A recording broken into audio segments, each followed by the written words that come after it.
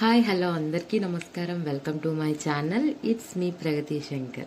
మీకోసం ఇంకో ice cream recipe తీసుకొచ్చిన. అదేంటంటే అందరి favourite butterscotch ice cream. ఎలాంటి హడావిడి హంగామా లేకుండా ఇంట్లో ఉన్న వాటితోనే సింపుల్గా హెల్తీగా ఐస్ క్రీమ్ ఎలా చేసుకోవాలో చూద్దాం. స్కిప్ చేయకుండా చూడండి. మరి ముందైతే ఒక బౌల్లోకి కొన్ని పాలను తీసుకొని 2 స్పూన్ల దాకా కార్న్ఫ్లోర్ని యాడ్ చేసుకోవాలి. కార్న్ఫ్లోర్ అంటే మొక్కజొన్న పిండి. ఇది ఉండలు లేకుండా మంచిగా కలుపుకోవాలి. ఇప్పుడు ఒక ప్యాన్లోకి 1/2 లీటర్ దాకా చిక్కడి పాలను తీసుకోవాలి. ప్యాకెట్ పాలు తీసుకునే వాళ్ళేమో ఫుల్ క్రీమ్ మిల్క్ తీసుకోండి, టేస్ట్ బాగుంటుంది ఐస్ క్రీమ్. పాలని ఇలా మధ్య మధ్యలో కలుపుకుంటూ మరిగించుకోవాలి. పచ్చివాసన పోయి పాలు అనేవి కొద్దిగా చిక్కబడాలి. ఇలా మధ్య మధ్యలో కలుపుకుంటూ పాలు అనేవి అడుగంటకుండా ఒక 10 to 20 మినిట్స్ దాకా మరిగించుకోవాలి. ఇప్పుడు ఇందులోకి నేను ఇక్కడ 6 టేబుల్ స్పూన్ దాకా చక్కెర తీసుకున్నా. మీరు మీకు టేస్ట్ తగ్గట్టుగా తీసుకోండి. చక్కెర వేసిన తర్వాత గంటతో ఒకసారి ఇలా కలిపేసి ఒక 5 మినిట్స్ అలా మరిగించుకోండి. అండ్ మీకు ఒకటి చెప్పాలి, ఏ ఐస్ క్రీమ్ కైనా యూజ్ చేసేవి ఒక్కటే పదార్థాలు, కాకపోతే ప్రాసెస్ డిఫరెన్స్ ఉంటుంది అంతే. నా ఛానల్లో వెనిలా ఐస్ క్రీమ్ కూడా చేసిన సేమ్ ఇదే ప్రాసెస్లో ఉంటుంది, ఇదే ఇంగ్రీడియంట్స్తో ఉంటుంది, చూడండి. ఇప్పుడు మనం కలిపి పెట్టుకున్న కార్న్ఫ్లోర్ మిల్క్ని ఒకసారి మంచిగా కలుపుకోవాలి. ఎందుకంటే పిండి అంతా కూడా కింద అడుగున పట్టేస్తుంది కాబట్టి ఇలా ఒకసారి కలుపుకొని పాలల్లోకి వేసుకోవాలి. ఈ కార్న్ఫ్లోర్కి బదులు మైదా పిండి కానీ, గోధుమ పిండి కానీ, బియ్యం పిండి కానీ యూజ్ చేయొచ్చు. లేదంటే మీ ఇంట్లో అవైలబుల్గా ఉన్న కస్టర్డ్ పౌడర్ ఉంటుంది కదా, దాన్ని కూడా యూజ్ చేయొచ్చు. అది బటర్ స్కాచ్ కదా మనం ఐస్ క్రీమ్ చేసేది, సో బటర్ స్కాచ్ ఫ్లేవర్లో ఉండేదైతే బెటర్. ఇంక ఇప్పుడు మనం రెసిపీ గురించి మాట్లాడుకుందాం. ఇంకా మనం కార్న్ఫ్లోర్ మిల్క్ని యాడ్ చేయగానే పాలు అనేవి చిక్కబడడం స్టార్ట్ అవుతాయి. చూడండి ఎంత క్రీమీగా, ఎంత బాగుందో చూడడానికి, సాఫ్ట్గా ఇలా చిక్కబడడం స్టార్ట్ అవుతుంది. ఇలా 5 మినిట్స్ దాకా పాలను వేడి చేసుకోవాలి. పాలు పూర్తిగా చిక్కబడిన తర్వాత కొంచెం ముద్దలు ముద్దలుగా ఉంటుంది. స్పూన్తో అంతా స్మాష్ చేసి ఇలా క్రీమీగా తయారు చేసుకోవాలి. ఇప్పుడు స్టవ్ ఆఫ్ చేసి ఇప్పుడు ఈ ప్యాన్ని పక్కకు తీసుకోవాలి. ఇంకా ఇప్పుడు మనం క్యారమెల్ ప్రిపేర్ చేసుకోవాలి. అంటే బటర్ స్కాచ్ ఐస్ క్రీమ్ పైన గార్నిష్ లాగా ఉంటుంది కదా, దాన్ని ఇప్పుడు ఒక ప్యాన్లోకి 4 to 5 టేబుల్ స్పూన్ దాకా షుగర్ని యాడ్ చేసుకోవాలి. ఎలాంటి వాటర్ యాడ్ చేయకుండా షుగర్ని కరగనివ్వాలి. ఇలా మధ్య మధ్యలో స్పూన్తో కలుపుకుంటూ షుగర్ని మెల్ట్ అవ్వనివ్వాలి. షుగర్ అనేది కొద్ది కొద్దిగా మెల్ట్ అవుతుంది. ఒక 5 మినిట్స్ దాకా పడుతుంది టైము. ఇలా షుగర్ అనేది మెల్ట్ అయిన తర్వాత మీ దగ్గర బటర్ ఉంటే బటర్ తీసుకోండి. నేనైతే ఇక్కడ నెయ్యిని యాడ్ చేశాను. నెయ్యి అయితే అందరి ఇంట్లో అవైలబుల్గా ఉంటుంది కాబట్టి మీరు కూడా నెయ్యిని యాడ్ చేయండి.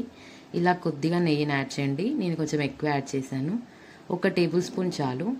అలాగే ఇందులోకి 5 to 6 బాదం పప్పులు, జీడిపప్పులు కానీ వేసుకోండి.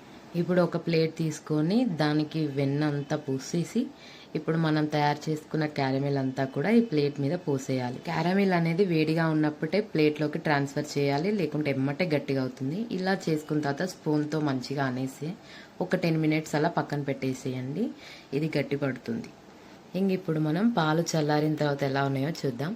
చూడండి, పాలు చల్లారిన తర్వాత ఎలా ఉన్నాయో, మంచిగా చల్లారింది, కొంచెం చిక్కగా కూడా అయ్యింది. ఇప్పుడు ఇందులోకి కొద్దిగా ఫుడ్ కలర్ని యాడ్ చేసుకోవాలి.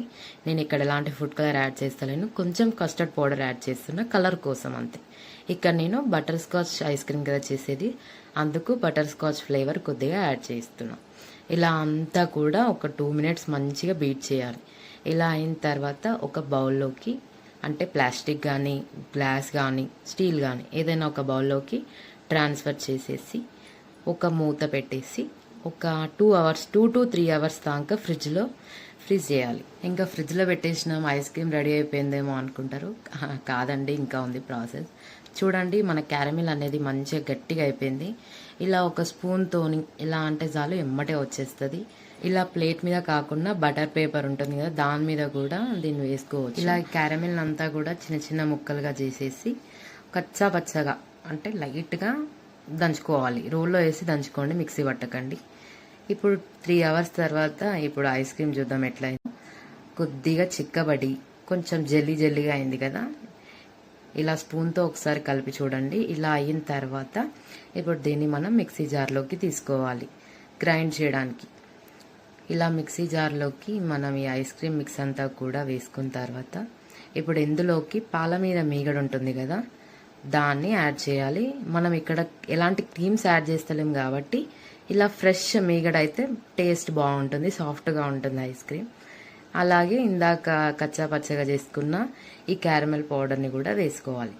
చూడండి, ఇలా మెత్తగా మిక్సీ చేసుకోవాలి. ఇలా చేసుకున్న తర్వాత మళ్ళీ బౌల్లోకి ట్రాన్స్ఫర్ చేసేసి ఇప్పుడు ఈ క్రీమ్ పైన మనం ముందుగా రెడీ చేసుకున్న క్యారమెల్ పౌడర్ని మంచిగా గార్నిష్ లాగా వేసుకోవాలి. ఇలా గార్నిష్ లాగా అంతా వేసుకున్న తర్వాత ఇప్పుడు దీని మీద అల్యూమినియం పేపర్ కానీ లేదంటే ఇలా ప్లాస్టిక్ కవర్ని కానీ యూజ్ చేయండి. నా దగ్గర అల్యూమినియం పేపర్ లేదు, అందుకని ఇంట్లో ప్లాస్టిక్ కవర్ని యూజ్ చేస్తున్నా. మీరు కూడా ఇంట్లో ఉన్న వాటితోనే చేసుకోవాలనుకుంటే ఇంకా ఇట్లా ప్లాస్టిక్ కవర్తో చేసుకోండి. కవర్ అనేది ఈ క్రీమ్కి మంచిగా అద్దేలాగా పెట్టాలి, ఐస్ అనేది మధ్యలో ఫామ్ కాకుండా. ఇలా మూత పెట్టేసి ఓవర్ నైట్ ఉంచండి, మంచిగా అవుతుంది ఐస్ క్రీమ్ అనేది. చూడండి ఎంత బాగా అయిందో, కవర్ తీస్తుంటే ఎంత బాగుందో, నాకైతే మంచిగా అనిపించింది. ఐస్ క్రీమ్ బాగా వచ్చింది, టేస్ట్ కూడా చాలా బాగుంది.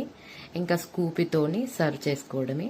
స్కూపీ కూడా లేదు అవైలబుల్గా, అందుకే ఇట్లా చారు పోసుకునే గంటతోని చేసుకున్నా. మీరు కూడా ఇట్లనే చేసుకోండి. ఇంకా టేస్టీ ఐస్ క్రీమ్ అయితే రెడీ అయిపోయింది. ఇంకా సర్వ్ చేసుకోవడమే. మీరు కూడా ఇలా ట్రై చేయాలనుకుంటే ఈ ప్రాసెస్లో ట్రై చేయండి, ఈజీగా ఉంటుంది, టేస్ట్లో మాత్రం తగ్గేదే లేదు. లైక్ చేసి సబ్స్క్రైబ్ చేయండి. Thank you for watching.